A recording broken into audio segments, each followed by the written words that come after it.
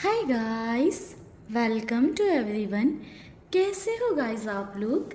I hope आप सब अच्छे होंगे, पॉजिटिव होंगे, लाइफ में कुछ अच्छा बेहतर क्रिएट करने की कोशिश कर रहे होंगे।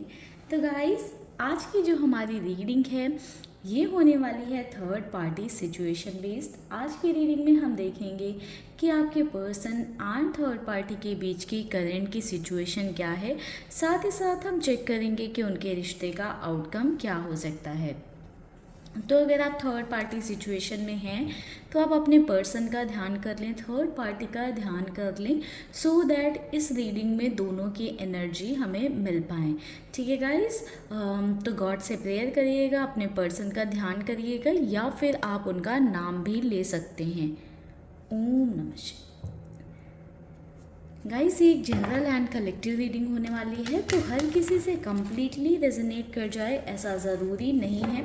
तो जो पार्ट आपसे रेजोनेट करता है गाइस, उसको आप अपने साथ रखिएगा। जो पार्ट आपसे रेजोनेट नहीं करता है आप उसे जाने देना, या आप उसे दूसरों के लिए छोड़ सकते हैं। वीडियो पसंद आए तो एनर्जी एक्सचेंज के लिए लाइक ज़रूर करिएगा। आपसे रेजोनेट होती है, आपकी सिचुएशन से रेजोनेट होती है, या आप इस रीडिंग को क्लेम करना चाहते हैं तो कमेंट सेक्शन में यूनिवर्स को ग्रैटिट्यूड शो करते हुए मुझे ज़रूर बताइएगा। ओम नमः शिव। जय शिव शंभू, जय शिव। परम पिता यूनिवर्स महादेव प्लीज़ गाइड करें, प्लीज़ गाइड करें, करेंटली क्या चल रहा है।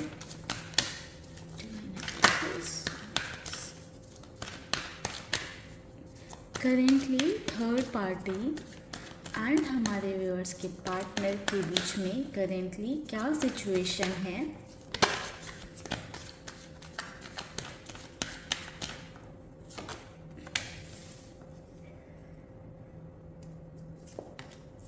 Knight of cups, king of cups, ace of wands,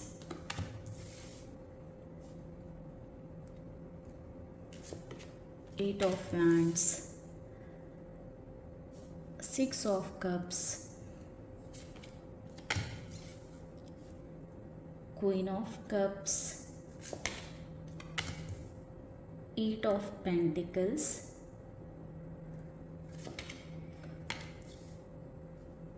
seven of cups,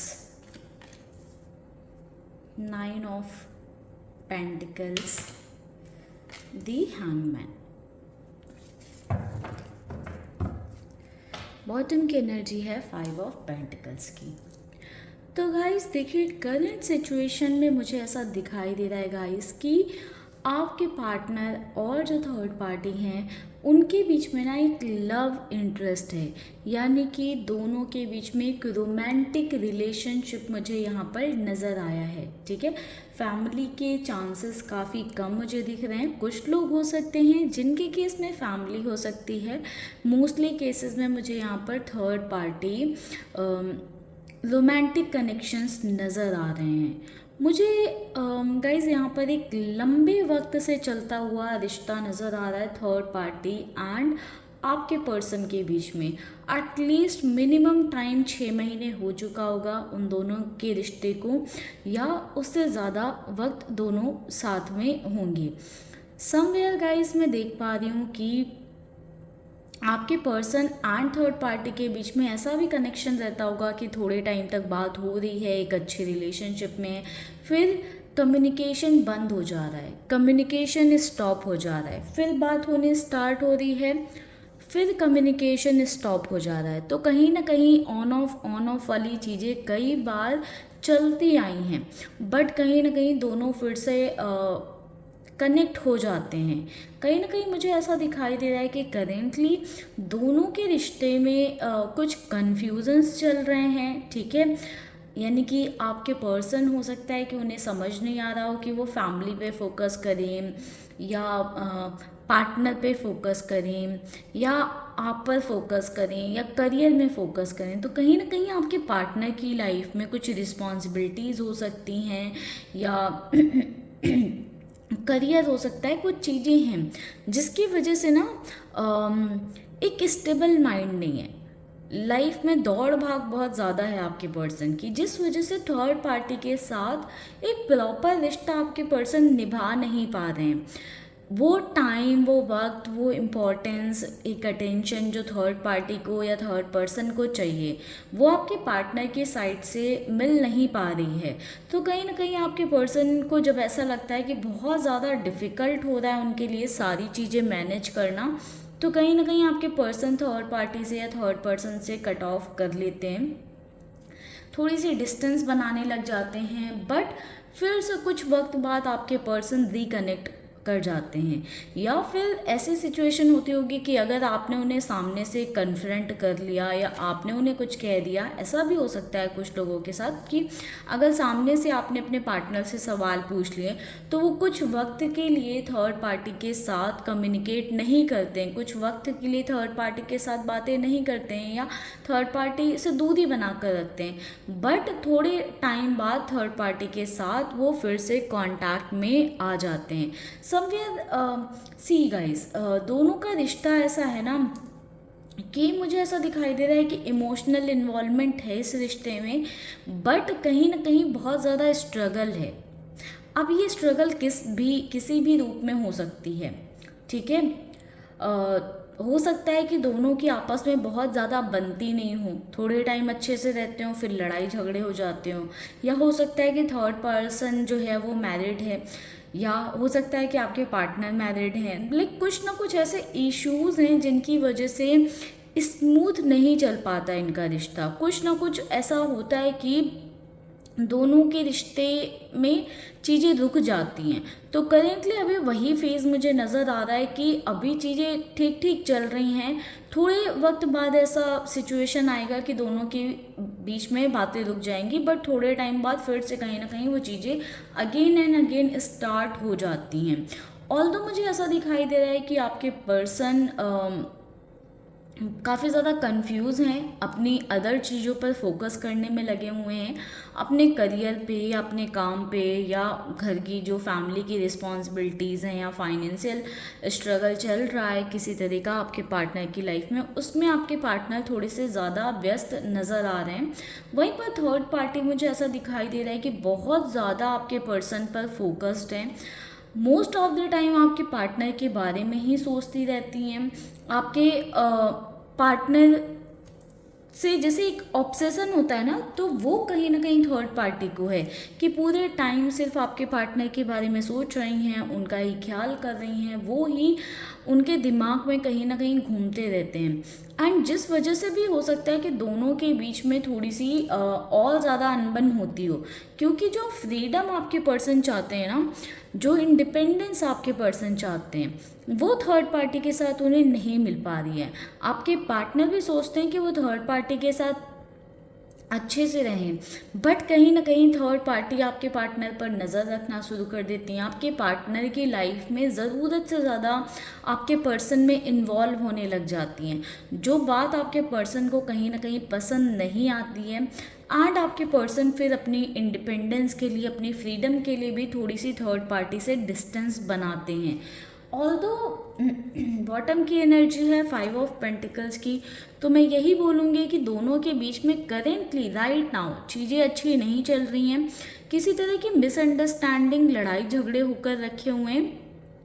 कुछ लोगों के केस में हो सकता है कि आपके पर्सन या थर्ड पार्टी फाइनेंशियली बहुत ज़्यादा जगल कर रहे हैं, दोनों में से कोई एक हो सकता है जो फाइनेंशियली बहुत ज़्यादा सफ़र कर रहा है, जगल कर रहा है, जिस वजह से वो कम्प्लीटली अपनी फाइनेंशियल सिचुएशन को इम्प्रूव करने में या चीज़ों को ठीक करने में लगा हुआ है, ठीक है।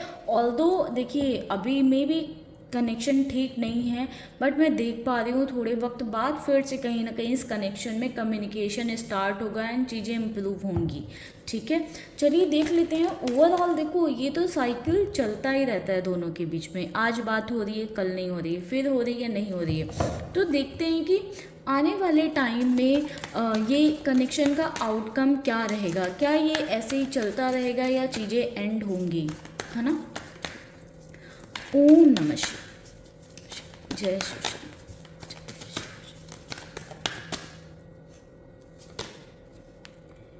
8 of hands, see guys communication की एनर्जी है फ्यूचर के लिए भी,